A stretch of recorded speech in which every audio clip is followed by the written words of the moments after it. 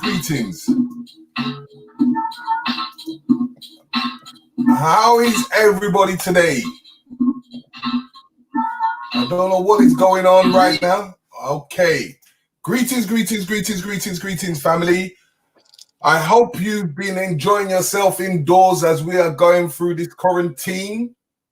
This is your brother, Mr. Riggs, UK tour guide to the rest of the world. And I'm asking you to press that like button. Please share, like, and subscribe because we have something big for you today. And we are going to put it into the hands of one of our in-house up-and-coming scholars who's going to be showing you his beautiful PowerPoint, which I've seen and it's fantastic. You know what, people? Please share this because this is good information that we need to learn and understand. So as we are in this precise moment, after the thing, we're going to be doing questions and answers and having our dialogue after the dissertations that our brother's going to give us. So at this moment, I'm going to give the floor to our brother, Mr. Professor Khonsu, the sacred man. Yes, greetings, Mr. Riggs, and blessed to all out there worldwide in London and all over the planet. Yes, this is Andre Seacole for Professor Khonsu, and yes, DJ Mr. Riggs, how you doing? Yeah. I'm good. You know, today we as I always say, you know, follow the money and it will tell you the truth. And sometimes we have to go back as in forms of Sankofa into understanding our past and able to see our projection in our present and able to excel that into our future. All right. So in me saying that, you know, the information you're giving is for people to able to understand the core source or root of where things have come from. So you breaking that down, you know, I can just say give thanks and give the people what they need to hear. All right. Well, there's a few things at play here. I wanted to start exactly at 8 o'clock today because we have a national rally in this country, in the UK, and that is clap for the NHS. And yes, I'm clapping for the NHS, most definitely. And if we were to use the analogy of warfare in this current state of events, the soldiers are not on battlefields with airplanes and rockets. The soldiers are in the hospitals. So, you know, we pay homage to the NHS because without them, what would be happening right now if we didn't have an effective system? We know that there's loads of controversy going on. But yeah, the real deal is, you know what? If they weren't around or if they weren't functioning at a high level, things could be much worse, you know? So I wanted to start specifically at 8 o'clock today on the 14th. The numbers line up, the 14th of the 4, 2020 at 20 o'clock. Today is exactly 1 month. 1 month until the passing of the great ancestor, Mary Seacole, who passed away on the 14th of May, 1805. So it's all about the numbers, right? So that's the first thing. So we're gonna go into it's gonna be, I mean, get your CMOS tea, get your moringa tea, and let's get going. This is part dissertation, part interview, part lecture, part video interview, etc. And it's just taking us on a journey on the current state of events. So shall I get right into it, Mr. Riggs? Shall I boot up? Before we get right into it, tomorrow we have the number game with Lloyd Strangehorn. But, you know, today is about Professor Khonsu and the Mary Seacole NHS. So get straight and fire away, and then we will talk straight after. Okay, so can you see this all good and clear? 100%. Anyone in the chat, please put the ones if you can hear Professor Khonsu, because we need to have a clear voice upon this YouTube. So if you press 1, it will be lovely, so we know that you can hear us. Okay, so let us begin. I just kind of started an exploration of what's going on at the moment, and I wanted to take a different twist on things. There's a lot of conspiracy theory, a lot of conspiracy facts, a lot of information flying around, a lot of fear, which we know just really kickstarts cortisol in the system and does not even help our immune systems. There's a lot of things flying around. But for me, I wanted to focus on the NHS, because there were some things that were flagged up about the NHS. And, you know, this is, I termed this dissertation, the greatest British story never told. The story of Mary Seacole, and how I'm going to tie that into the coronavirus and the NHS Seacole generation. So what exactly is that? We're going to break it down. All right. Can you see this, Mr. Riggs? I can't see on my YouTube. I can't see my PowerPoint. If you go to the share screen, you haven't shared it yet, then it will pop up, and then I'm able to put it up. All right, I'm going to wrestle with this technology. Give me a moment, people. The Zoom. Here we go. Okay. How's that looking? No, it hasn't popped up yet. Have you shared the screen? I have, yes. It hasn't popped up. You haven't done it yet. All right. Yeah, you have. Again. Okay, so now. How are we looking? Yep, perfect. Everything's on point. All right. Looking good? 100%. I'm looking on my YouTube. I can't see it. Oh, here we go. Here we go. All right. So let's get moving. So the title of dissertation is Coronavirus and the NHS Seacole Generation. What is that? What is the Seacole generation? Okay, well, let's go in. Let's go in. Well, first of all, I just want to, this is like a sidebar comment. I mean, in the state of current events, absolutely bizarre, absolutely unforecast. But what I'm observing is everything slowed down. I'm looking up at the sky. There are no planes in the sky. The birds look freed up and the traffic is less. So the earth is healing. The earth is healing itself. I guess it depends on how you look at things, right? But, you know, there is a healing taking place amongst all the fear. So before we start, I just wanted to let the people know who I am. For those of you who don't know, my name is Andre Sankofa, known as Professor Khonsu. I am author of the book Sacred Man from Boyhood to Manhood to Divine Masculine. So I'm also a lecturer around the country. I'm Man Heal Thyself trained, part of the Queen Afua University, a rites of passage specialist.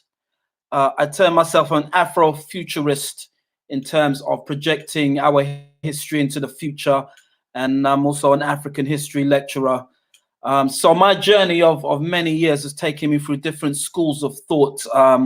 So I have lived, not just studied, but actually been a Muslim. So I've studied Islam, Judaism, Buddhist and Hindu meditation, Reiki, Dayo and African spirituality, Tantra, self-development, landmark education, NLP, Kemetic spirituality is taught by Asur Aset Society, initiated in the Osirian initiation, and also been part of the Nubian nation as taught by Grandmaster Netta Aferti Atum Ray.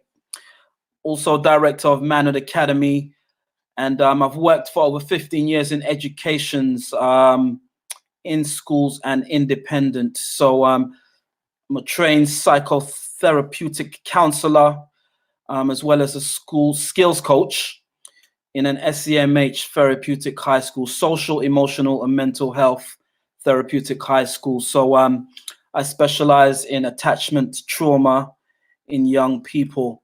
So that's who I am, if you didn't know. Just to introduce myself. And before we start, I just wanted to pay homage to the recent ancestors. In the past few weeks, we have lost, I won't say lost, 4 vanguards have transcended to the next realm. Elder Douglas Williams from London, a community healer. The great Dr. Leila O. Africa, a holistic health healer to the planet and to the community. The mighty shaman, Credo Mutua, spiritual leader from South Africa. And L.G. Greaves, the financial healer, the great entrepreneur, entrepreneur elder. So it's interesting times, and our elders are transitioning, maybe to go on the other side and support us in these challenging times. So blessed to the ancestors. All right, so the Seacole generation. What is that? Let's go on a journey. All right.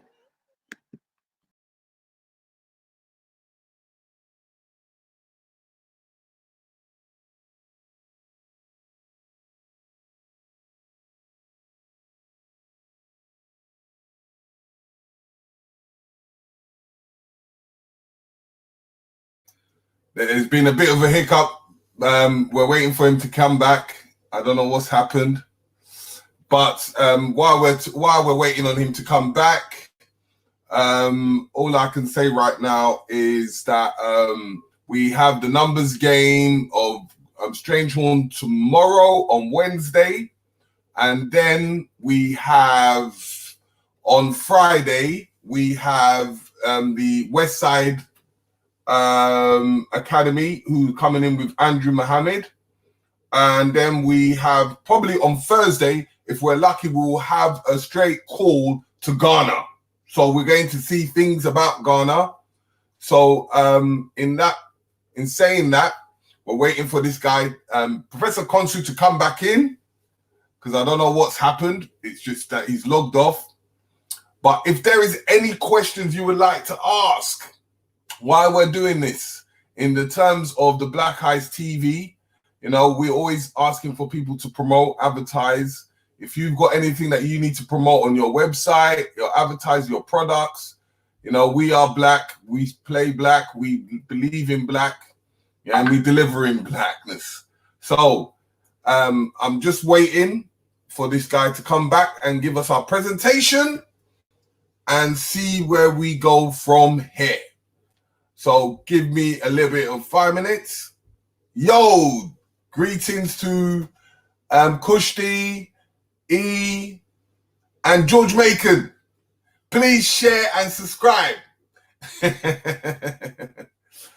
But yes, as I was saying, as we're doing a lot of Black History stuff as well, hopefully, if things work out, I should be doing Black History in August, Black History Weekender, where we talk about these places, go to these areas of like what Professor Khonsu is talking about and seeing where they lived and what they were about.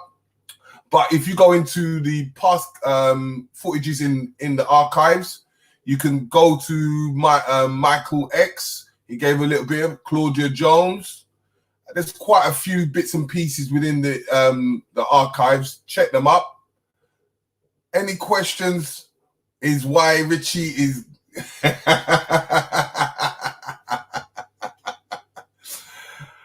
George Macon, you're making me laugh. Peace and blessings. But now, yeah, Professor Khonsu, what happened to you? Professor Khonsu, you're on live. I'm back. Yeah, so put your PowerPoint back on. While you're doing that, I'm trying to entertain the family out here. You know, going through this quarantine today, it's been a very deep situation, being indoors, and you know, we're fighting to get out because we need that melanin sun. Mm-hmm. You know, the issues is that we're under quarantine, but never mind. Whatever's in the light should come into the dark. Mm-hmm. All right. Are we back on track? Yeah, so we're back on track. We're waiting for you to put your PowerPoint up. All right. Okay. Let me show you this. They can see it. Okay, are we good now? Yeah, we're waiting for your PowerPoint. All right, let me just get with the technology, y'all. Okay. We're getting there. Okay. So I'm just waiting for your PowerPoint. Mm-hmm. Where was I? You should know where you was before it locked off. All right, let me do a recap. Let me rewind and come again. Okay. All right, so you give me the thumbs up when you can actually see my PowerPoint, all right? And then we're going to rewind. Yeah, so put it up for us, please, so we can clock it on. All right, it's up on my screen. Yeah, but you're not sharing it. Now you're sharing it. Yeah? All right. We good? Yeah, now we're good. Okay. All right, people, some technicals. Let's start again. Where was we? All right. I'm going to hit you with the Seacole generation. So we start again, or we rewind and come again. So as I was saying, Gina Ashiri, she went viral with a communication about what's happening in the NHS to do with coronavirus and our cherished nurses, those on the front line that are taking care of business. And I'm just going to share what she had to say, and we will begin. I was looking through the British newspapers today following the hashtag Clap for Our Carers, which is a wonderful hashtag originated to appreciate all the doctors and nurses and helpers and carers within the NHS who are putting their lives on the line every day, and even more so now since this pandemic started. This was a page from the Mirror.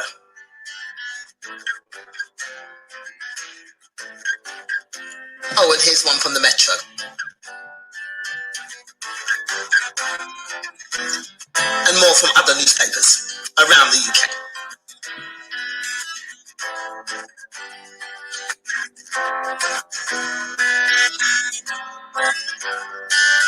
Did you notice what was missing?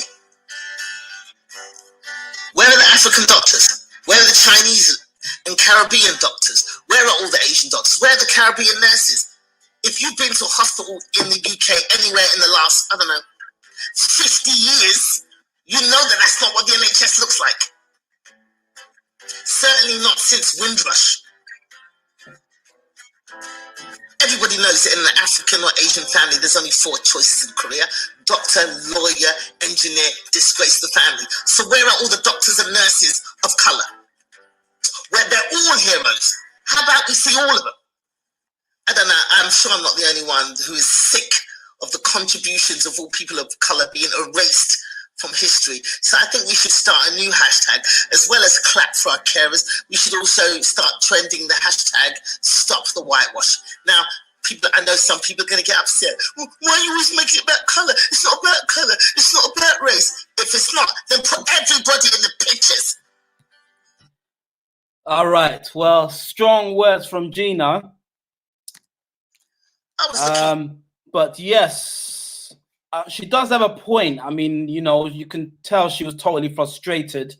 But she does have a point. You with me, Mr. Riggs? I'm still with you. I'm with you. All right. Okay. So, so there were a lot of things flying around WhatsApp and social media, and there were certain campaigns going around stating celebrating the forgotten heroes in the NHS, and what it became is a diversity statement, just about the representation of our workers in the NHS. So I took it upon myself to explore that, and this is one of the popular memes that were just circulating around WhatsApp a lot in various community groups, and just pulling up representations of the NHS and people of different cultures. And this one went viral as well, which I'm about to show you, which really makes a statement about young nurses of African Caribbean origin that are also on the front line in the NHS. So it's just a bit of fun. And bring some light to such a testing and fearful time. Don't rush, slow touch, brown and white.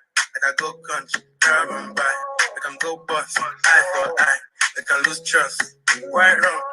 Busy pop, where you they go, you they go up. Catch my vibe, let me go off. Glam the trash, man it's so tough. Alright yo, put the belly on the body, make a clutch. See no watch, now she wanna give crutch. Boy got peas, now she hopping in the pod. Man a real life sugar gal, I might forget what. She want dark, so they meet me at the top. So she My name is Katie, I am a doctor. I am currently working as a GP trainee in Kent.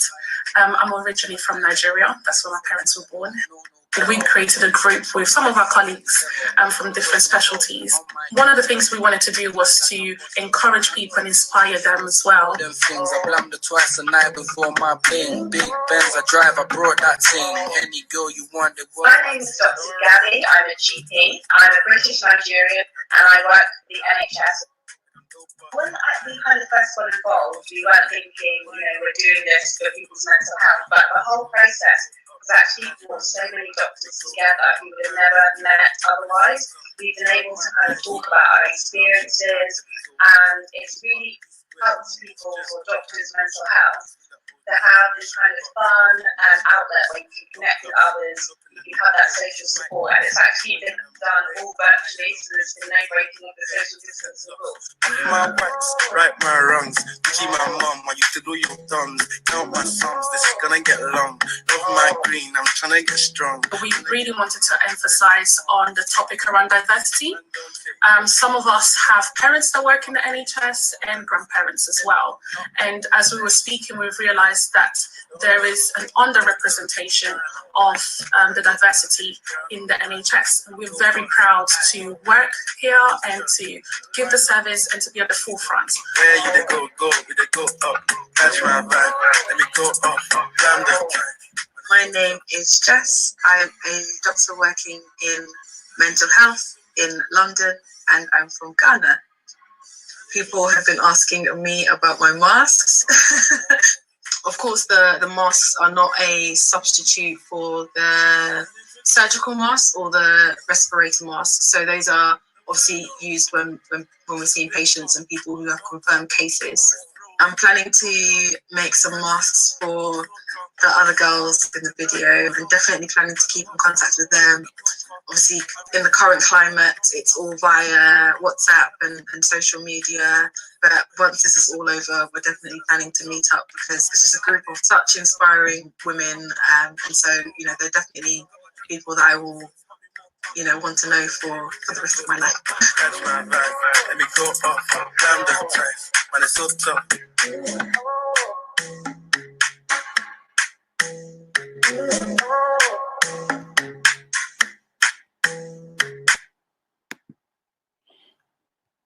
All right.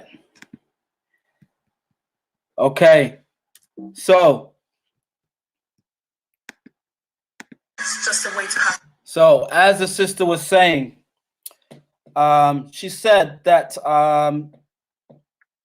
some of the sisters expressed in that little vox pop have parents and grandparents in the NHS. So, what that was a statement about is diversity, and And that's what I'm going to expand upon in this dissertation. So let's go into the facts. The facts based on what Gina Yashir's statement about the NHS was about. I mean, she sounded quite frustrated, but she did have a point. And the point is that 1/4 of NHS nurses and midwives are of BME heritage. Half of the NHS hospital doctors are of BME heritage. And that comes from the source of the NHS website. 40% of hospital doctors are from BME heritage. 25% of nurses and midwives are of color. Over 35% of London NHS health workers are people of color.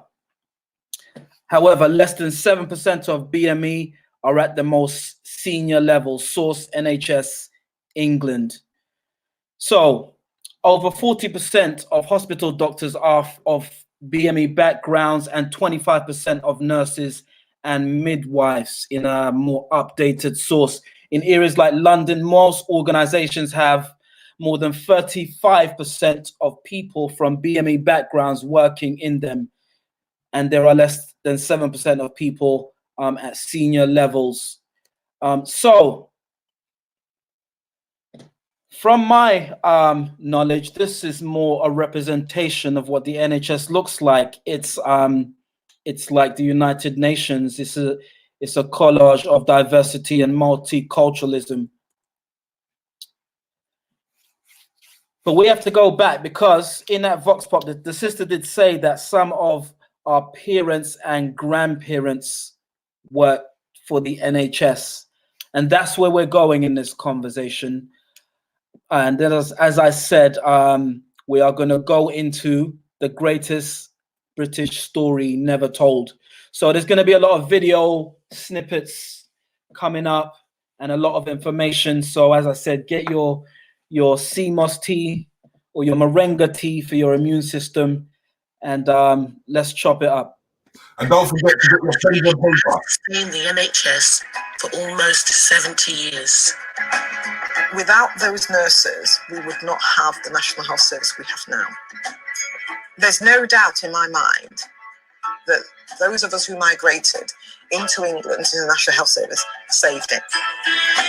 They looked after us, even at the expense of caring for their own families.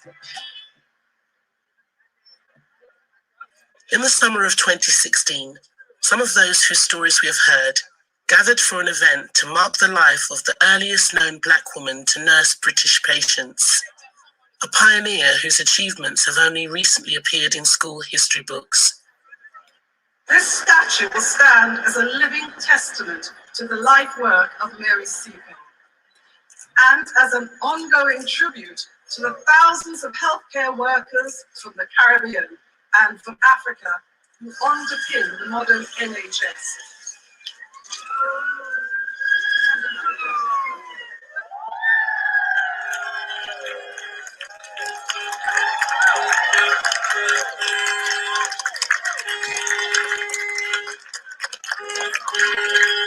Born in Kingston, Jamaica in 1805, Mary Seacole was the first Black nurse to come to the aid of the mother country as she cared for wounded British soldiers during the Crimean War. Mary Seacole represents determination, dignity, persistence. Her determination in some ways reflects some of what we as nurses in the NHS had to go through. We wanted to help people, whether it was one person or 1,000 people. And her professionalism was the platform on which we did it. We love nursing and we save lives. And the legacy lives on. Zena, who left Jamaica to work here in 1956, is proud and undaunted after 50 years blazing a trail for Black health workers. India and Asia are my great-grandchildren. I brought them along with me so that they can learn what it is to be good, to be kind, to be helpful. Mary Seacole set an example for people like me, and bringing them here is setting an example for them as well.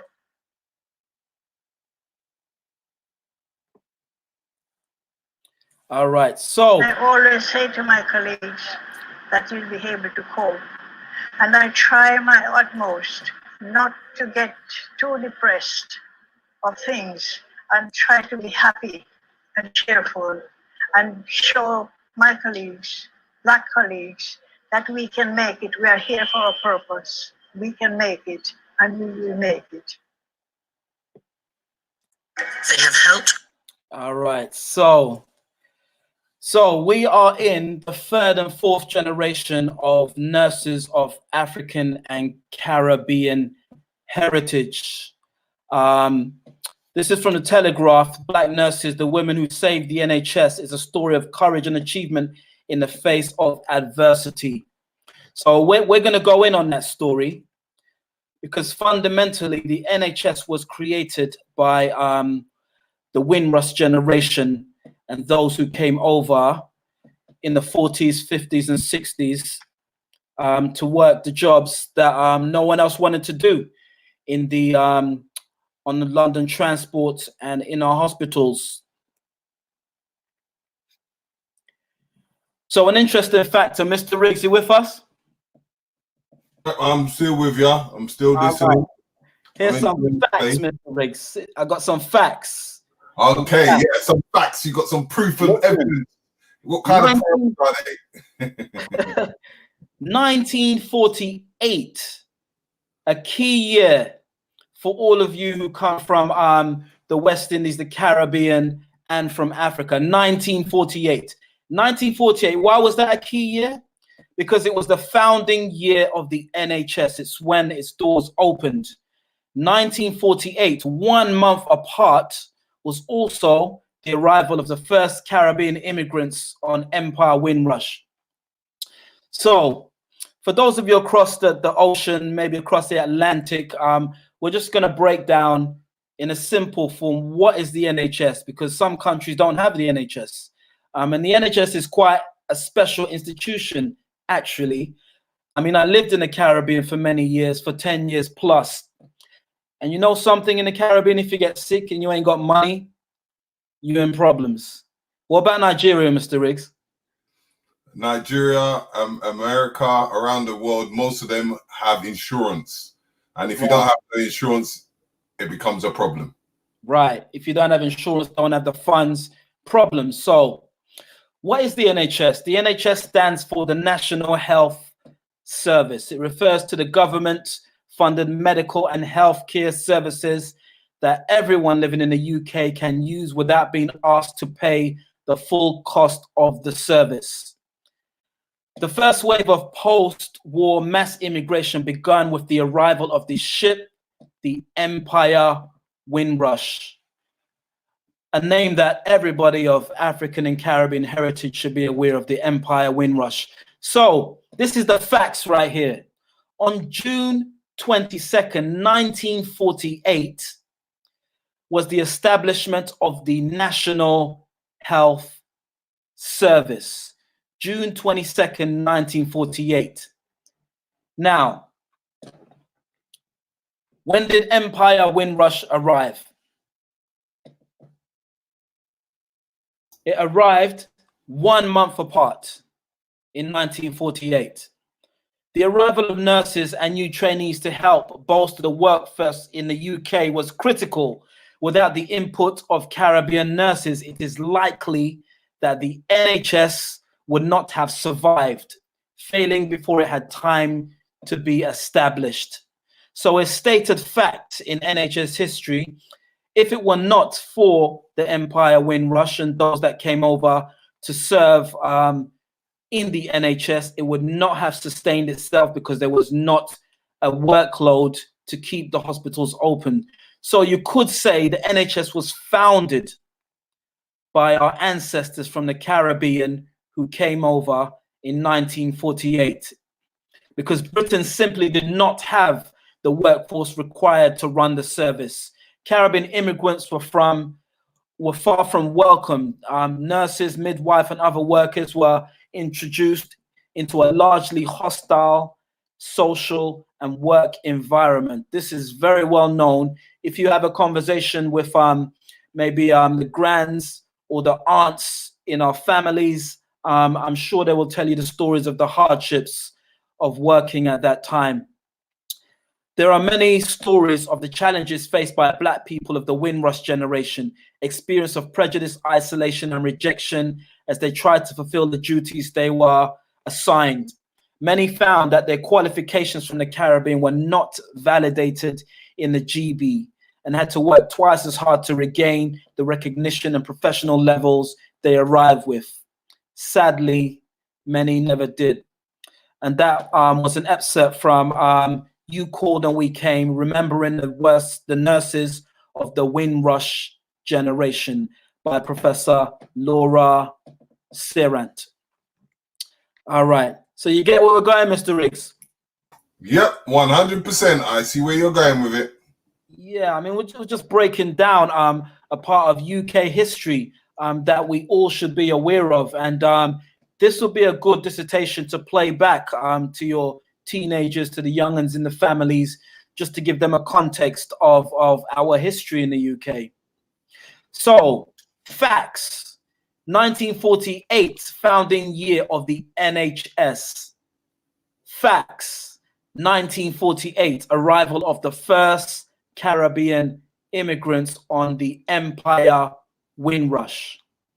Between the 1940s and 70s, people were brought over to the UK from countries across the Commonwealth to help fill post-war labor shortages, becoming known as the Windrush generation, as we know. People from the Caribbean were given roles generally within the NHS and public transport. And I would argue, I would say every single Caribbean family I know has someone in the 60s who worked on the buses or was a nurse. So the NHS was established in post-war England to tackle the major social and economic problems of the day, including ill health and disease, following the destruction caused by the Second World War and labor shortages in England. It was critically important for hospitals to recruit staff from the Caribbean to work in the newly formed NHS. In response to the recruitment drives in the Caribbean, many people responded and arrived in this country to help the NHS establish itself. Facts. The most taxing concern of the time was the chronic shortage of nurses.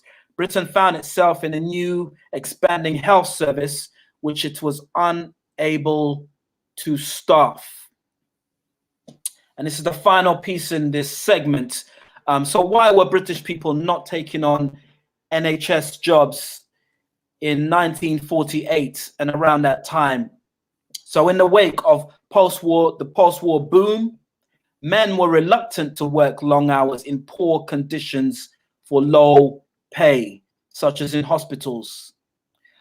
Single or war-widowed British women with their newfound freedom were being more selective about their career choices, opting for occupations such as secretaries and journalists. So a great wave of Caribbean young women arrived in this country to nurse at a time when nurses were hugely needed and they did not always get the welcome they deserved. Without the service of the Caribbean nurses from 1948, the newly formed NHS initiatives would not have survived. So we have to give our hats off, Mr. Riggs.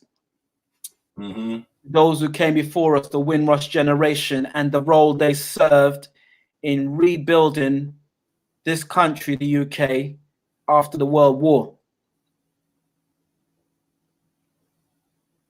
So I term them the Seacole nurses, the NHS Seacole nurses. And we will go into why in a while, why I termed it that. And it is in homage to our great ancestor. But before we go into that, let's go into this. Just a little snippet. I told you there'd be a lot of videos. Just a little snippet of the history of people of Caribbean origin in the UK. It's 1966.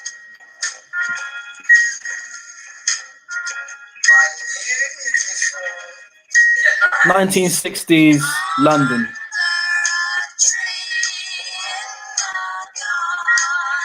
Despite the tightening of immigration, Britain was still in dire need of workers. The NHS recruited directly in the West Indies for staff. Nursing was relatively well paid, but one of the few skilled jobs that Caribbean women were actually allowed to do. By 1966, there were 5,000 Jamaican nurses working in British hospitals. All right, 5,000 British nurses of African Caribbean heritage working for the NHS. All right, you with me, Mr. Riggs? Yep, I'm there, 100%. Just 1 second. People, please share, like, and subscribe. But please press that like button as we keep on maneuvering. And, you know, I'm trying to promote the next event that's coming tomorrow, which will be on numerology and numbers. And then hopefully we'll be in Ghana on Thursday. And then on Friday, we'll be doing with the West Side Academy. What was their nickname that you called them again? Weiler, the mighty Weiler. Mighty Weiler with Andrew Mohammed. So that's the thing. Okay, so let's continue to chop it up. So NHS, the COVID-19 diversity question. Well, we kind of tapped into that in the introduction to this, but I just wanted to go in on the state of current events and what's been happening in the UK to do with coronavirus and to do with the diversity issue. So Patrick Vernon, a great community activist in the UK, he put out a petition. The petition was termed "The NHS in Birmingham should be called Seacole NHS." Now we know that there have been makeshift hospitals being built, one in East London termed NHS Nightingale, and Patrick Vernon was petitioning for the Birmingham chapter of the makeshift hospital be termed NHS Seacole. So that had me thinking. I mean, I'm aware of who Mary Seacole is, and Mr. Riggs, are you aware of Mary Seacole is? Yep, I'm 100%. I'm a historian, so I should know. If I didn't know, then you know what? I can't even have the status of being a historian. There was only one answer for that question, because you are a historian and you do tours. So yes, change.org. There was a petition saying that the building in Birmingham should be called NHS Seacole, and it hit big numbers. I think it hit beyond 10,000. It went up to 15,000. Unfortunately, the requests were ignored. But let's go into who is Mary Seacole. As I said, this is the greatest British story never told. So Mary Seacole was voted the greatest Black Briton of all time by a poll of 100 Great Britons. And that was a poll initiated by Patrick Vernon, OBE. So it hit the headlines. It hit the Voice newspaper: petition to name COVID-19 hospital after Jamaican nurse Mary Seacole reaches nearly 5,000 signatures. As I said, it hit over 10,000 when it concluded. It was also in such publications as the Nursing Standard calls for other temporary COVID-19 hospitals to be named after influential nurses, including Mary Seacole. So here's the Excel London that is up and running at the moment to deal with the tragedy that's happening in this country and globally. And the name of the hospital is NHS Hospital Nightingale. The petition by Patrick Vernon was requesting that the NAC in Birmingham be named NHS Seacole. So Florence Nightingale, you may be familiar with Nightingale. She donned the old £10 note. She was known as the Lady of the Lamp. But I just wanted to go into a sidebar conversation here, and just to do with numbers. As I said earlier, this dissertation is happening exactly a month to the actual day that Mary Seacole transitioned. She transitioned on the 14th of May, 1805. But there are also some other numbers that line up, and I know you're going to have a numbers man lined up in a upcoming show. Is that right, Mr. Riggs? Yeah. Yes, 100%. Okay, so let's go into the numbers. In 1720, that is the year that the plague occurred around the planet, a pandemic. We're talking about pandemics here. In 1820, cholera was the pandemic of the world. In 1920, Spanish flu was the pandemic of the world. And in 2020, coronavirus is the pandemic of the world. So it seems Mother Nature repeats itself every 100 years to the year. And only Mother Nature knows why. I mean, I'm sure the way we treat the planet, you know, she is not happy. But what's interesting is that 1820, which was the pandemic of cholera, 1820 was also the year that Florence Nightingale was born.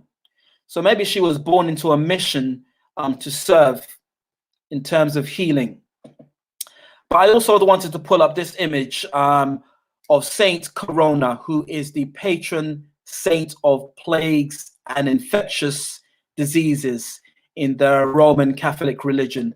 And you could see on one side of the screen are two Romans stringing up Saint Corona on a palm tree. She actually transitioned in a very violent death. The palm tree was released and took her away, split her. Very disgusting way, you know, a very disgusting form of punishment. But what my point is that I came up with this image that showed up on social media. It's a sculpture, and I just thought that looks like a real upset Saint Corona to me. You know, and all of the entities springing from, you can see the statue in the middle, the golden statue, that looks like a virus. So whoever created that statue or that sculpture, maybe they had a download of a future time to come. I'm just saying. All right, so let's get back on track. So NHS Seacole Birmingham, it actually did not happen. The NHS branch in Birmingham was called NHS Nightingale. But Patrick Vernon did raise a very interesting debate. And that is why I put this together. So the question is, who is Mary Seacole? Let's go in. So this picture is quite special to me because it shows who Mary Seacole was.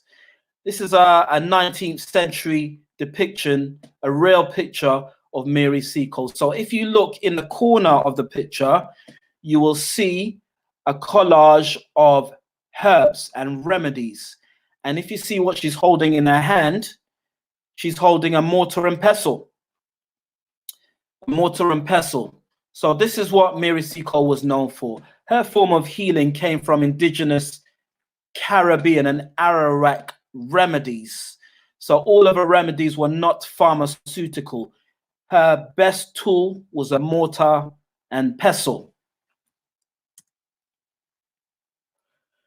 So Mary Seacole was a Creole doctress, a British nurse, a herbal healer from Jamaica, born in 1805. Coming from a healing tradition of Jamaica and West Africa. She acquired knowledge of herbal medicine from her mother in the Caribbean. Known as the Angel of the Crimea, she used herbal remedies to nurse soldiers back to health. Seacole was voted as the greatest Black Briton of all time in a poll of a list of 100 great Black Britons in 2014 or 2004. So in the 19th century, Britain fought a brutal war against Russia in the Crimea, which is the modern day Ukraine in Eastern Europe. A war that inspired Florence Nightingale to pioneer modern Western nursing, and which birthed the NHS. So what it did is it made Nightingale into an icon of the Victorian era. Florence Nightingale was a well-educated daughter of wealthy British parents who defied social conventions and decided to become a nurse. Her rival was Mary Seacole. So affectionately known as Mother Seacole by soldiers, Seacole won a place in the hearts of many officers and men for her care of the sick and wounded, applying herbal remedies derived from traditional Caribbean medicine. She successfully treated diarrhea, dysentery, cholera, which was the coronavirus of that era. With a healing bag of lint, pomegranate, crushed herbs, bandages, needles and thread, and herbal medicines, she courageously navigated the battlefields on her horse, unprotected from gunfire. So, Mr. Riggs. Yeah, I'm just chopping up for you. See, the interesting thing about Mary Seacole, right? Yeah. Is first of all, she self-funded her way to the Crimean War. The second thing is Florence Nightingale had a base miles away from where the battlefield was. Mary Seacole, she had a horse, and after she heard the gunfire subside, she would ride out on a horse right to the battleground with her herbs and heal the soldiers. The thing about it, Mr. Riggs, she healed soldiers on both sides of the war. I mean, that's the kind of great ancestor that Mary Seacole was, Yeah, and I want to ask, because a lot of people have this situation in understanding, because people rely on pharmaceuticals. But in forms of herbs and understanding herbs, a lot of pharmaceuticals have got their some of their ingredients from natural herbs. But a lot of people will still go for the pharmaceuticals than the actual herbs itself. So this kind of story kind of elaborates in the fact that at the time she was helping a whole heap of people, and at the same time she was using a lot of old traditional herbs. Right. Well, you're right and exact, Terry. The great ancestor Dr. Layla Africa said we are living in the era of the chemical age. So in terms of the big pharma, some people call it the pharma mafia. In terms of big pharma, pharmaceuticals are chemicalized nowadays. And in terms of what you were saying, when you might buy some paracetamol or whatever, something from the chemist, but when you read the small print on the back, you will have no clue what those ingredients are, because those ingredients are now created in a laboratory and are chemicalized. And most of those ingredients actually come from indigenous herbs, from herbs that are synthesized into a chemical form. But back in the Victoria day, just like if you go to Baldwin's in Elephant and Castle, that still sells traditional herbs. Back in the day, most herbs were sold over the counter in their raw form in terms of remedies. So let's go into a little video snippet of who Mary Seacole was. So get your popcorn, get your sea moss juice, get your moringa, and don't forget to press the like button, please. Press the like button while you're there. In the mid-19th century, Britain fought a brutal and bloody war against Russia in the Crimea. The sheer scale of suffering inspired Florence Nightingale to pioneer the ideas of modern nursing. It made her an icon of Victorian virtue.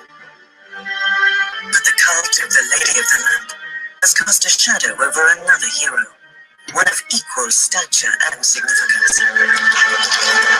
This forgotten angel of the Crimea was a doctor who became a legend among British troops at the front line and from the outer reaches of the British Empire. She was one of the most unlikely celebrities of the Victorian age. Her name was Mary Seacole. After a century of obscurity, Mary Seacole is reclaiming her place in history. This is the story of how a woman from Jamaica won the hearts of the British public.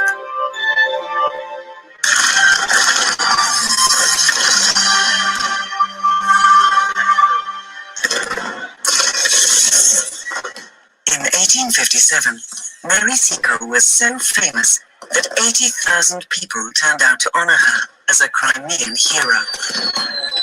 At the height of her fame, she published her memoir, The Wonderful Adventures of Mrs. Seacole in Many Lands. It was a page-turning romp, and the first autobiography by a free black woman in the British Empire.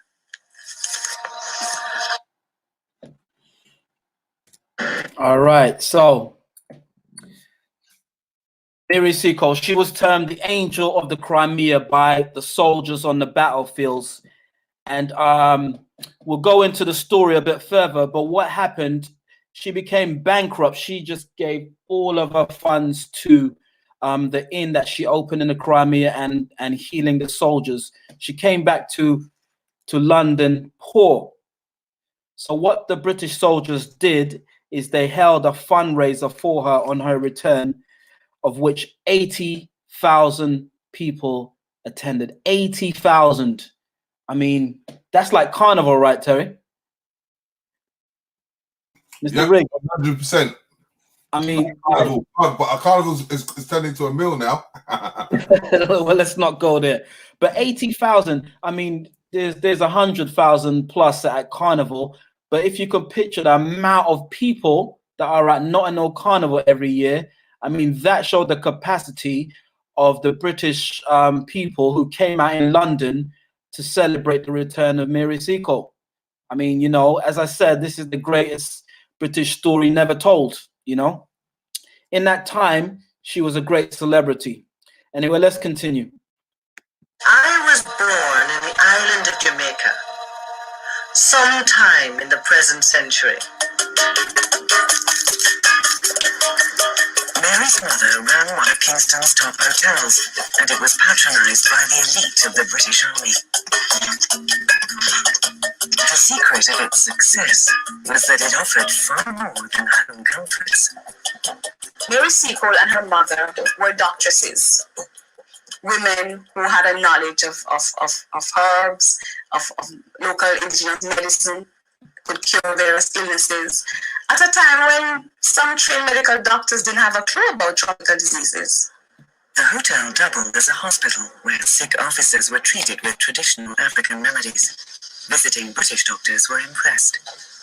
One of the more open-minded of them wrote a book, Thomas Danson, describing the particular remedies, the particular herbs, the particular roots and seeds and concoctions that people like Mary used. And he analysed them, and he said these are, in many cases, better than any of the Western medicines we have brought over. They are used to treat very specific conditions, and they work extremely well, he said. Mary Seacole's mother was renowned for her remedies for cholera, dysentery, and diarrhea. She passed this local knowledge down to her daughter, who also picked the brains of visiting British doctors and surgeons. One soldier nicknamed her Contrary Mary. I was very young when I began to use what little knowledge I had acquired from watching my mother upon a great sufferer. A cholera epidemic gave Mary Seacole a dramatic opportunity to prove her skills. She was certainly very proactive for her time. She picked up all the typical remedies that she felt were useful. At the same time, obviously, she did work under the specific circumstances of mid-19th century medicine. And they are completely different from what we have now. We have to remember, not a single of the synthetic drugs which we have available now were available then. The simplest remedies are the best. Mustard plasters and emetics and calomel. If a patient is thirsty, give him water in which cinnamon has been boiled. One of the really interesting remedies is cinnamon, which have been boiled in water, and then you drink this resulting tea. Cinnamon is a very aromatic herb. I think the main effect goes back to its aromatic properties. These aromatic properties will have helped with sort of gastrointestinal cramps and similar things. So it's in a way what we today call oral rehydration therapy in a Mary Seacole way. All right. I was born. So that gives you a breakdown, basically, of Mary Seacole and the herbs she used to heal in that time. So the doctor in that interview was saying that, that synthetic drugs of today, he was saying in some forms were no comparison to the herbs that were used by Mary Seacole and the herbal remedies, in which she used roots, seeds, and plants. And the narrator in a little snippet also said, if you want to watch it back after this, she also said that some of Mary Seacole's remedies were better than any Western medicine. All right. So in the 1800s, cholera was the pandemic of that time, and their version of the coronavirus.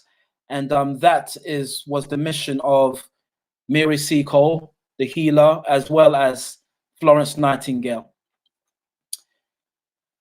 So who was Florence Nightingale? Florence Nightingale and the British establishment, first of all. Now, this is very interesting. You with me, Mr. Riggs? Yeah, 100%. Yeah, I mean, I just want to elaborate to the people in the chat. Yeah. Please like, share, and subscribe. Big up to Safai, big up to Nainifa, Leah, Janice, Lewis. Big up to all the people in the chat. Please share this. This is vital information that we should teach our children, as we need to give them, the children, the knowledge before they get their wisdom. There you go. Is that Miss Leah Salmon? Miss Leah, if that is Leah, Leah epitomizes the energy of Mary Seacole in terms of what she does in present day in terms of healing our people with the herbal remedies and the wisdom. So hats off. This is dedicated to you, Miss Salmon. All right. So Florence Nightingale and the British establishment, they rejected Mary Seacole's application, not once, not twice, 3 times. Okay. Miss Seacole went to the doors of the British medical establishment and said, please, I have these skills. I want to help out in the war. Please, can I be part of Florence Nightingale's fleet of nurses to be shipped out to the Crimean War? And they said no. All right. So Seacole made her own way to the battlefields of Russia, opening an inn and healing house nearby, 1 mile away, and it was called the British Hotel. Whereas Florence Nightingale and the nurses were based in a hospital several miles from the front line. Nightingale was documented of visiting the battlefield 3 times. However, Mary Seacole, on the other hand, was on the battlefield every day, galloping on a horse to heal the soldiers and treat patients on the battlefields. On several occasions, she was found treating wounded soldiers from both sides, both Russian and British soldiers, while the battle was still going on. And I believe that is why they called her the Angel of the Crimea. I mean, you can imagine a soldier, let me find my words, on the battlefield, wounded and injured, abandoned, and all he can see coming from the distance is an eccentric woman with her peacock hat galloping on a horse to heal. You know, so this is the greatness of Miss Seacole, and this is why 80,000 people came out to celebrate her on her return to the UK. So Mary Seacole, on the other hand, treated her patients on the battlefield on several occasions. As I said, she heals soldiers from both sides.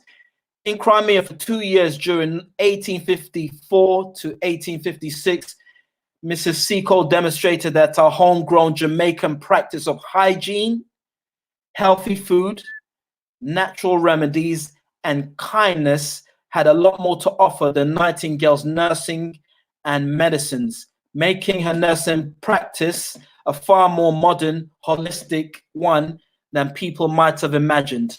And that is a quote coming from an author called Helen Rappaport. Seacole spent 2 years healing soldiers in the Crimea and left for London bankrupt. On arrival in the UK, 80,000 people welcomed her back on British soil as a national heroine. A young Queen Victoria ordered a Seacole fund, which generated enough money for Seacole to live the rest of her life comfortably. So what is little known, and the book that you see on screen, The Wonderful Adventures of Miss Seacole, depicts that, and I have my own copy of that for many years here. What it says is that she became a good friend of the young Queen Victoria. All right. So Queen Victoria said, let's chop up some money for Miss Seacole. And they raised enough money for her to live comfortably. And she actually lived in Soho Square in central London. And she also lived in Paddington. So that gave her enough time, Mrs. Seacole, to write her autobiography, The Wonderful Adventures of Miss Seacole in Many Lands. And the book became an international bestseller. So Seacole was a personal friend of the young Queen Victoria, but she was also scorned by Florence Nightingale. This is what you are not told. So Florence Nightingale, for whatever reason, personally wrote spiteful references suggesting to Queen Victoria to distance herself from the Jamaican heroine. It was said that the Prince of Wales, Queen Victoria's eldest son, was ill, and it was Mary who made him better.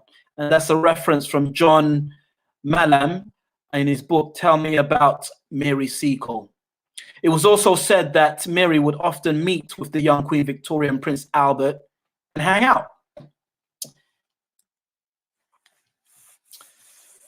So, Mr. Seacole, you with me, Mr. Riggs? Of course, I'm following. I'm listening every minute. As I said, big up to everyone in the chat once again. Big up to giving us that info. Yeah, don't worry. Polite's not there, but what's they doing their G5 thing. Yeah, so family, please like, share this button. You know, we need to get this information out as soon as possible to the people, as we are all indoors. I don't think anyone's outside, but yes. Khonsu, continue. I will continue. Also, actually, a sidebar. I've got my little homage to Miss Seacole here. I've got my mortar and pestle. Can you see on screen? Okay. My mortar and pestle. It's got my cinnamon that Mom's brought over from the Caribbean. It's got my soursop leaf, and it's got a little garlic in there. And I got some moringa at the bottom. Yes. Oh, you got some moringa. Okay. I got my raw moringa leaf. Put a flavoring of bladderwrack in it if you like. Oh yeah, I know you know your herbs. I know you know your herbs. So I'm mortar and pestle. All right, let's get back to business. Let's get back to business. The family are eager to hear the information. Yes, I know. Sidebar comment. The tools of Miss Seacole, mortar and pestle. That's all. All right. So, yes, Rich. So here is a soldier's account, a 19th century soldier's account. So we're dealing with facts here. We're dealing with facts, okay? the diary of William Menzies Callender, who was assistant surgeon of the 49th British Regiment, and it was accounted on 24th of August, 1855. So this is facts, factual information. Her fame as a doctress, Miss Seacole, for cholera and diarrhea have spread all over the battlefield camps. This is a diary from the battlefields of the Crimea. Her powders for diarrhea and cholera seem to have worked miracles. She used them with great benefits also in Panama. They certainly are more efficient than all prescribed drugs. All the British nurses' varieties have little benefit here. So this is an 8th and 19th century account from a soldier that is saying that the remedies of Miss Seacole, which is why I pulled up the mortar and pestle, her remedies are far more efficient than the British nurse varieties that were used on the battlefield to heal soldiers. So I told you earlier about Florence Nightingale, and let's be honest, there were kind of sideways moves that was done against Miss Seacole. And don't get me wrong, I mean, Florence Nightingale did great works. I mean, if it was not for her, the NHS would not have been formed where we're getting free health service.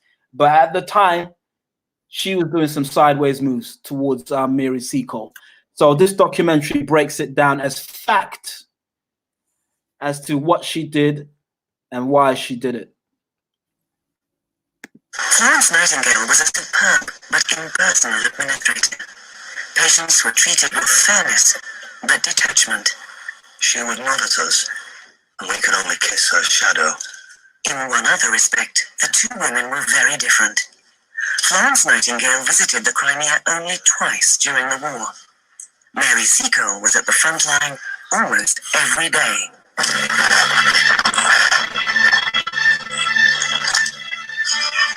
Mrs. Seacole is often seen riding out to the front with baskets of medicines of her own preparation.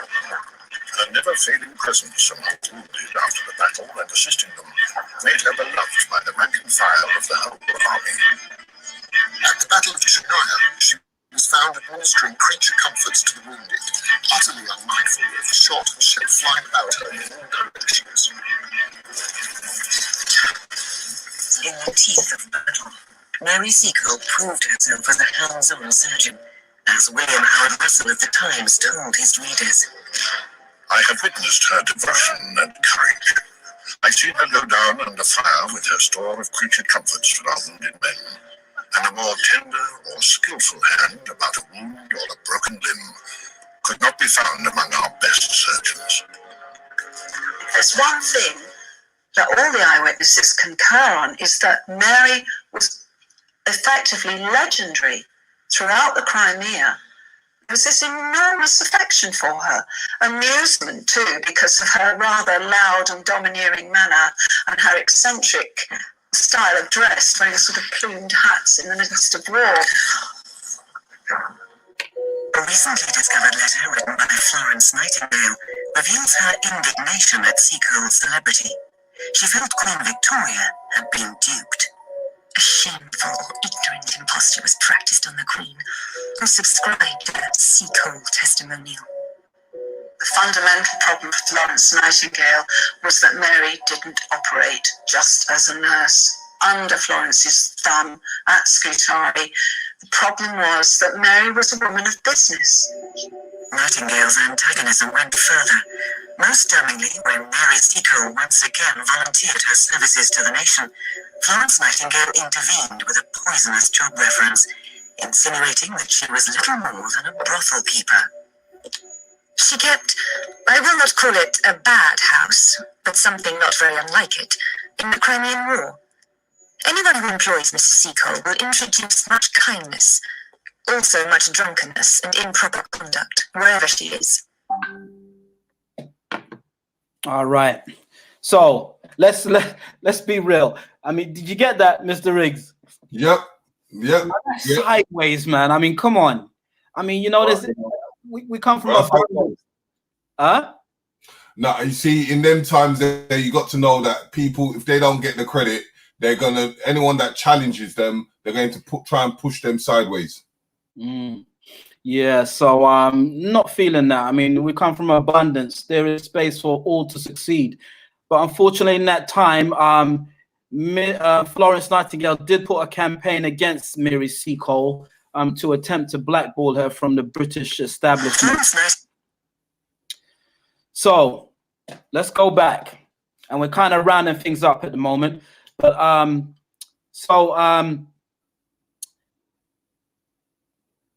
Florence Nightingale, the Nightingale Hospital in Excel, London, and the Birmingham NEC, which was campaigned to be called NHS Seacole. I'm just going to round up my dissertation on Mary Seacole with this final snippet about the legacy that she did leave behind in Britain at that time in the 19th century.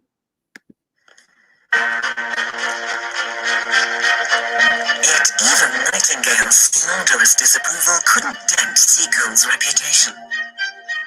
Punch magazine summarized her unique contribution. Be the right man in the right place you can.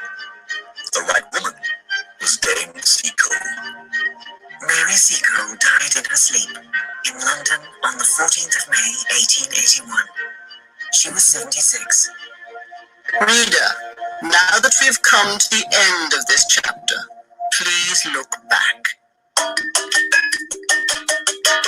and see how hard the right woman had to struggle to convey herself to the right place.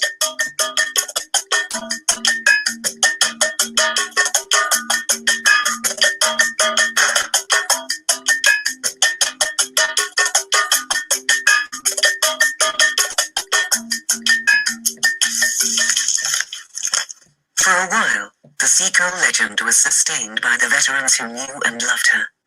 When they died, there was no one left to carry her flame. It was the sort of celebrity that burns very brightly while you're alive. But I think when you die, it goes out.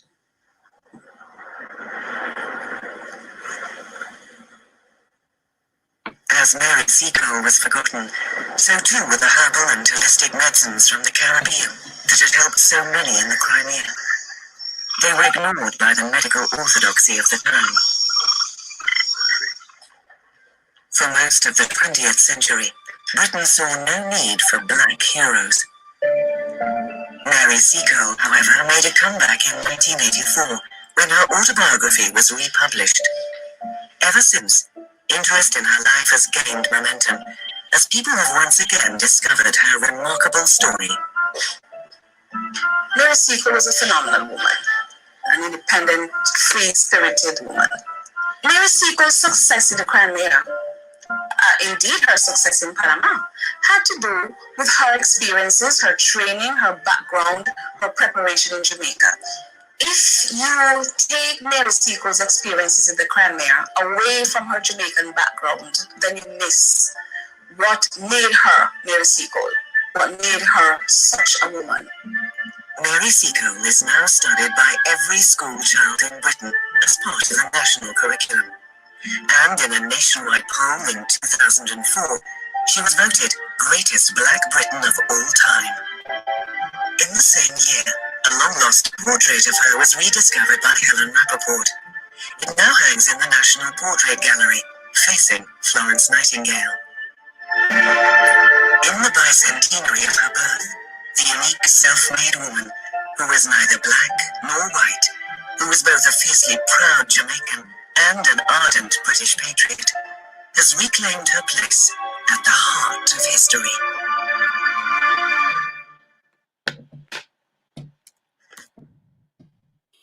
So the legendary Mary Seacole. I mean, the unfortunate thing about Mary Seacole's legacy is that her herbal and holistic remedies were ignored by the British medical establishment. But it's also a blessing to know that all these years later, that she was acknowledged as the greatest Black British hero of all time. So Seacole's contribution in the Crimean War was largely forgotten after her passing and was overshadowed by that of Florence Nightingale. In 2016, the iconic statue of Miss Seacole was revealed facing St. Thomas Hospital in Westminster, central London, UK. Across the road, ironically, from the HQ of Florence Nightingale's establishment after the war, which is St. Thomas Hospital, which is where, Terry, bit of trivia, who recently just left St. Thomas Hospital? Huh?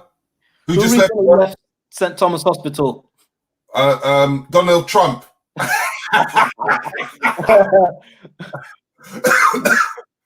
Our Prime Minister, Boris, he was at St. Thomas Hospital to be healed from corona. And across the road from St. Thomas Hospital is where you'd find Mary Seacole's statue, which was recently unveiled. But St. Thomas Hospital, it was also the headquarters in the 19th century of Florence Nightingale. So Seacole's portrait to this day lies in the prestigious National Portrait Gallery in central London. And the irony of it all is that her portrait faces Mary Seacole. So, her portrait faces Florence Nightingale. So Seacole, she transitioned in 1881 and is buried, for you West Londoners. This might be an interesting dissertation. First of all, for your children to maybe buy them the autobiography of Mary Seacole, The Wonderful Adventures of Mary Seacole. And if you really wanted to go in on the story of Mary Seacole, you could take a visit to Kensal Green Cemetery in West London, just off the Harrow Road, where she is buried to this day. So she was recently honored with a prestigious blue plaque at her residence, which is 14 Soho Square in central London, W1. Have you visited that, Terry, on your tours? Yeah, I've done tours there. Especially when we do the South London region. As I said, we do quite a few people around that area. So yeah, it's one of the prestige places that we go to in South London. Okay. So she was laid to rest in Kensal Green Cemetery, West London, UK. And you can see her statue being unveiled and also her stone to this day that lies in Kensal Green Cemetery.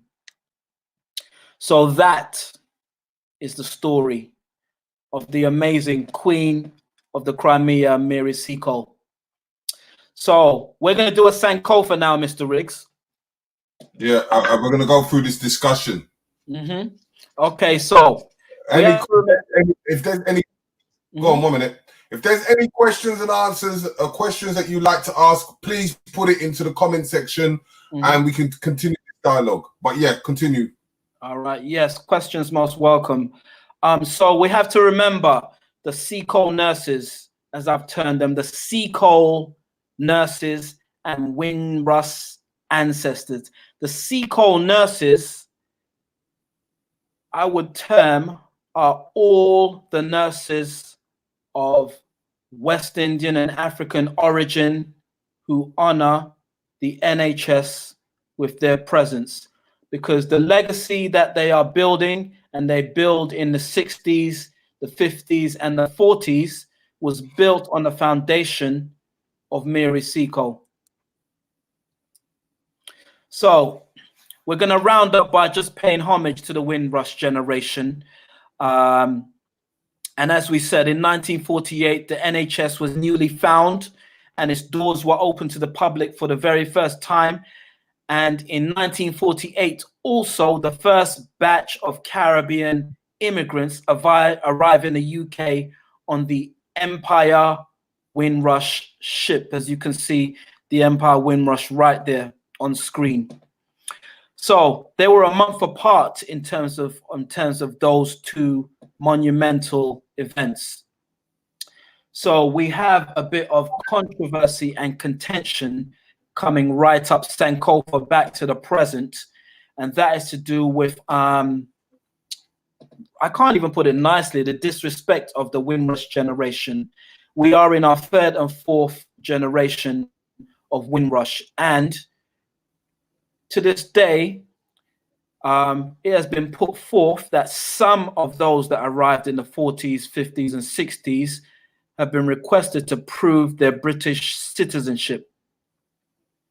The reason for that is some that came over did not have all the correct paperwork. They were shipped over here and they were shuffled to work on London Transport and in the hospitals, but all of the paperwork was not tight. So instead of giving a graceful bye to those who came and served this country, there's been a controversy, and some have actually been sent back to the Caribbean after setting foundation in the UK, having grandchildren and great-grandchildren in the UK, and having to deal in their elder years with such contention.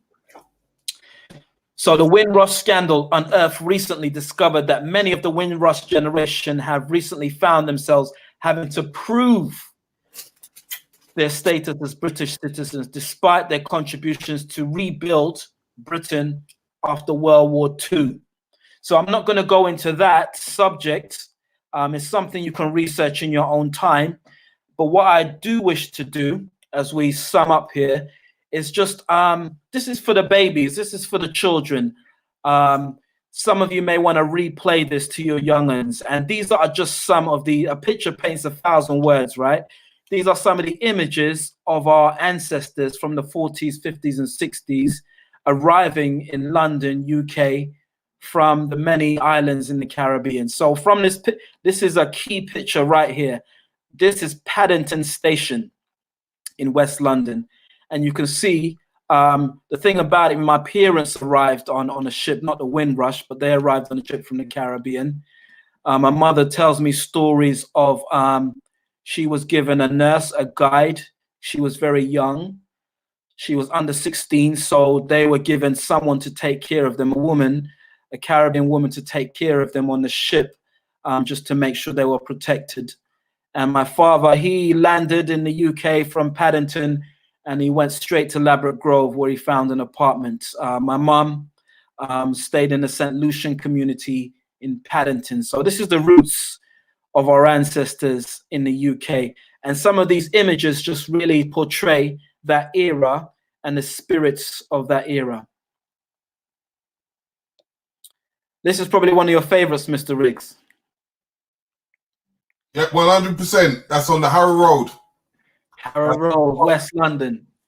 Yeah, not far from a couple of the sites that I do my tours on, from Amy Garvey to what's her name again? It will come to me in a minute. Claudia Jones. A lot of them lived in the Ladbroke Grove area, so you know, from the time of the Windrush, and that's where the Notting Hill riots was. Right.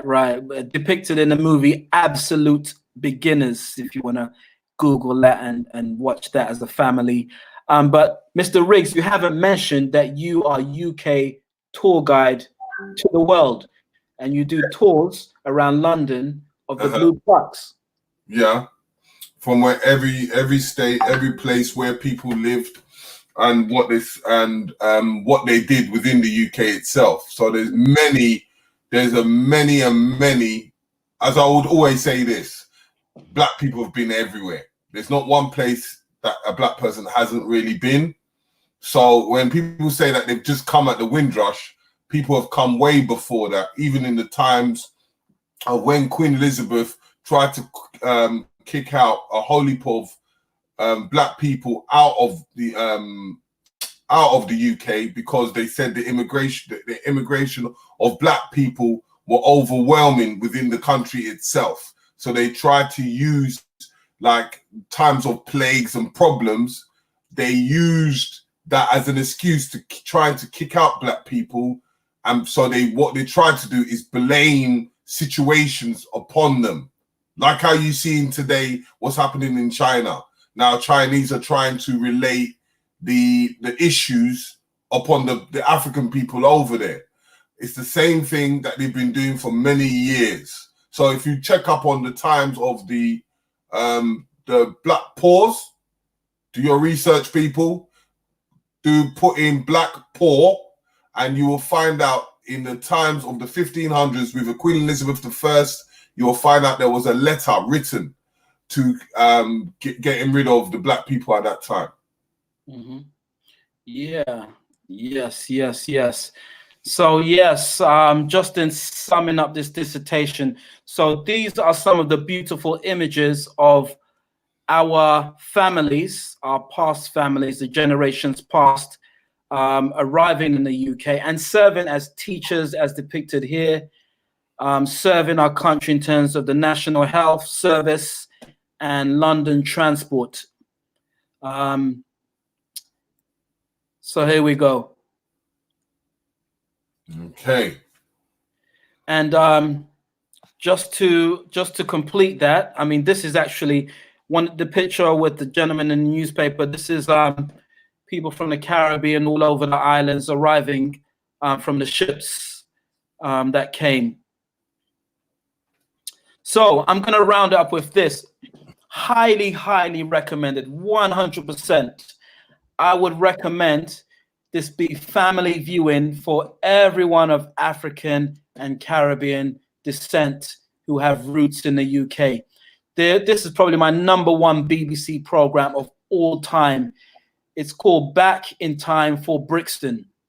And what it was a documentary about a modern day family who journeyed through the different eras of families from African Caribbean origin in London, going way back to the 40s and 50s. And they actually lived each era and had to dress up and live in the environment of that era. So it's called Back in Time for Brixton. You can't view it on BBC anymore, but you can get it. You can see above in the blue writing, the dailymotion.com. If you type in dailymotion.com and keyword Back in Time for Brixton, you'll be able to see the full episodes, all episodes. So here's a little clip of Back in Time for Brixton. And as I said, 100% highly recommended for those of you who just want to teach a bit of history and culture to your young people, or those of you who just want to explore the experience of our families in that era.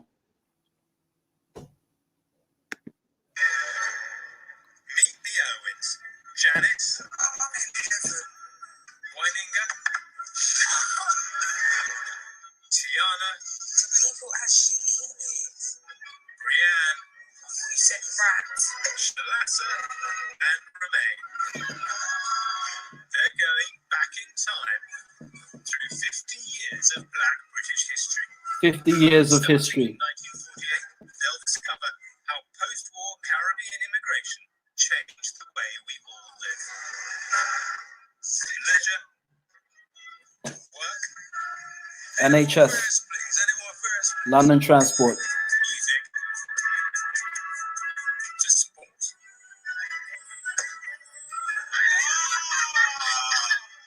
And how it all started in one London suburb.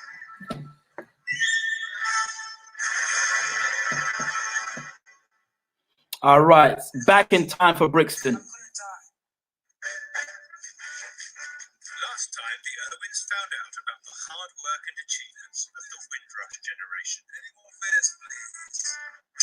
Double 6-seater. 3, 2, 1. As they lived through the 1950s and 60s. I had one of these, literally, sitting on my bed. Now, in 1970, the Owens are moving into a new era. People moving out, people moving in because of the color of the skin. But the shit ain't hard. It's 22 years since the Windrush Doctor and mass immigration from the Caribbean began. All right. So that's about it, folks. But I just want to sum up by saying that so as we clap for the courageous NHS in the UK at the moment, and the tragedy that they're dealing with is really frontline soldiers in this virus that is consuming the world. Let us not forget the children of Mary Seacole's legacy. And this is quite interesting. I sum up with this. So we have Mary Seacole in the 19th century, but on the other end of this screen, you will see Professor Jacqueline Duckley Bent, OBE. And she is a British Jamaican midwife to the British monarchy. You can see down below, she's delivered many babies from the royal family, and she's the highest ranking Chief Midwifery Officer of England. She's also a professor at King's College London. She was also depicted in one of the snippets, the videos that I showed previously. But really, she is a child of Mary Seacole's legacy. So let us not forget. I mean, down here on the screen, you can see some of our younger NHS workers of African and Caribbean origin. And let's not forget them as we do our clap every day at 8 p.m. On that note, I say this is complete. Thank you, people. Thank you, family. Thank you, everyone, for supporting. And please share this with your children. Please share this amongst yourselves. Please share this channel. Please donate to this channel. Please help the community, because we are Black, we live Black, and we believe in Black. And Khonsu is showing us a book. Show that book once again, Khonsu, so people can see.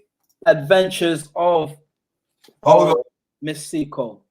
Let me just go on to you, and yes, people can see that book once again. Please try and see if you can get that book for your children, and show them the information and the guidelines while we're in this quarantine.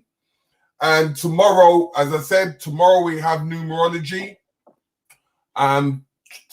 Thursday, hopefully we have Andrew Mohammed and Westside Academy. And then on Thursday we're going to Ghana, and we're going to be with 3 special guests in Ghana.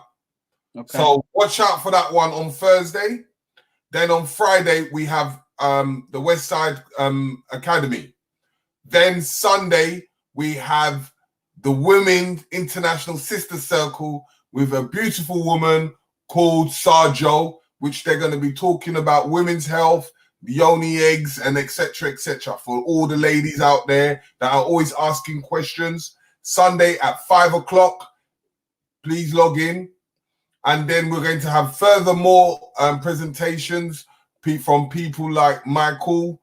If you look in the past archives, we're going to be having Paula Bina. He's going to be coming presentations. Andrew Mohammed is going to be coming with presentations. There's quite a few people coming through, and we may have even Dr. Mayat on Saturday, but I'll have to contact her very soon to finding out. But we're going to have constant of people nearly every day. So don't tell me that there is no information, because we're going to give it to you. And you study it, you research it, and make your own opinion. Don't let anybody tell you how to do your thing. Take your information, research it, and make your own opinion, because it's you that is in control of your own destiny, family. So if we come as a collective, we all got brain out here, we can make a difference for our youth. It's all about making a legacy. So peace, love, and harmony. Peace. Hope you enjoy the show. Peace. And as I said, cheers. Continue to share. All right.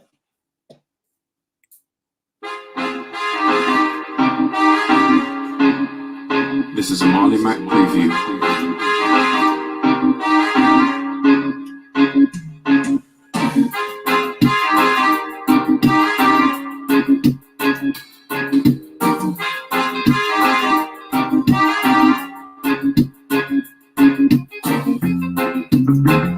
Molly Mac.